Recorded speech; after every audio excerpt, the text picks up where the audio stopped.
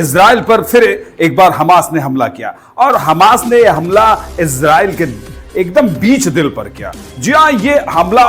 ऐसी जगह पर हुआ कि जहां पर अमेरिकी वाणिज्य दूतावास था और उस अमेरिकी वाणिज्य दूतावास के पास यह हमला हुआ जिसमें एक 50 वर्षीय व्यक्ति की मौत हो गई। इतनी बड़ी खबर ये इजराइल के उस कोने से, तेल अवीव से, जो कि वहां की सबसे बड़ी अच्छी सिटी जिसको इजराइल का दिल कहते हैं, लेकिन वहां पर ड्रोन से हमला हुआ जिसमें ये ड्रोन के हमले इतने भीषण थे कि चारों तरफ तबाही का आलम मचा दिया। जहां पर ये ड्रोन गिरा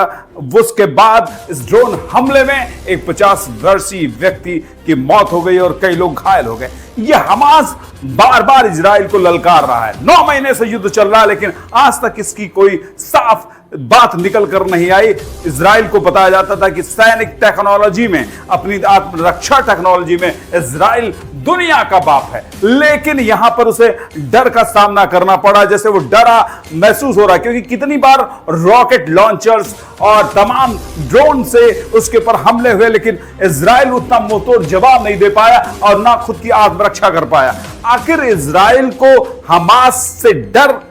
कर रहना पड़ रहा है। यह हमास या तो पूरी दुनिया में वो कटा कटा फिर रहा है, लेकिन फिर भी जहां तक देखा जाए अमेरिका के इतने समर्थन के बाद इजराइल की ताकत में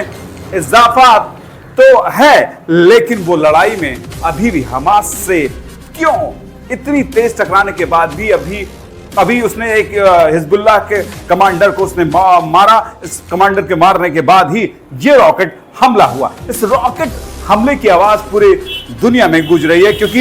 ये तेल अवीव और खासकर उस इलाके में जहां की अमेरिकी वाणिज्य दूतावास है, तमाम सी देशों के वाणिज्य दूतावास उस इलाके में है और बीच में ही केंद्रित कर ड्रोन से हमले। उनकी जो टेक्नोलॉजी है,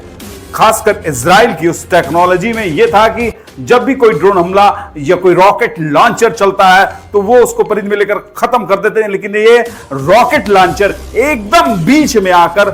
किस तरीके से तेल अवीव के एकदम खास इलाके में घुस गया और वहां पर यह हमला हुआ। हमले में एक व्यक्ति की जो मौत हुई है वो पूरी तरह से इजराइल और हमास के बिगड़ते रिश्ते, क्योंकि हमास बार बार इजराइल भले कर रहा है नेतन्याहू की ताकत, क्योंकि नेतन्याहू को फिर से जब से सत्ता में आए हैं लेकिन कि वो ताकतवर लीडर है, फैसला बहुत गजब का लेते हैं, लेकिन हमास पर इतनी तेजी से फैसला ना लेना शायद बहुत कुछ अलग है, क्योंकि हमास पर वो लड़ाई लड़ रहे हैं कि हमास पर अंकुश नहीं लगा पा रहे हैं। भले उनके कमांडर्स मारे जा रहे हैं लेकिन हमास बार बार उन्हें टारगेटली ड्रोन हमले कर रहा है। ये टेक्नोलॉजी में कहां इजराइल फेल हो रहा है, उन पर किस तरीके से ये मामला चल रहा है शायद ही कुछ कहना मुश्किल है, लेकिन फिर भी आज की डेट में भी हमास और इजराइल यानी 9 महीने का ये युद्ध पूरे अंतरराष्ट्रीय दबाव के बाद भी लुका छिपी का खेल खेल रहा है। कहीं इधर से हमले, कभी कहीं उधर से हमले, लेकिन ये हमला शायद ये पूरे एशिया माने भारत के साथ पूरे यूरोप और देश के दुनिया के तमाम हिस्सों में इस लड़ाई पर आज तक लोग ये सोच रहे थे कि कहीं बयानबाजी से गल्फ की कंट्रियों को लेकर और अमेरिकी हितों को लेकर और तमाम से रसा ने भी बीच का रास्ता निकालने की कोशिश की, लेकिन वो हमेशा